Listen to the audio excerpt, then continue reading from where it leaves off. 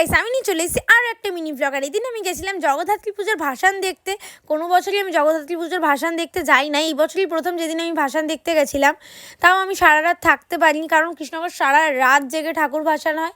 আর ঘাটেও যেতে পারিনি, আমাকে মাঝরাতেই বাড়ি চলে আসতে হয়।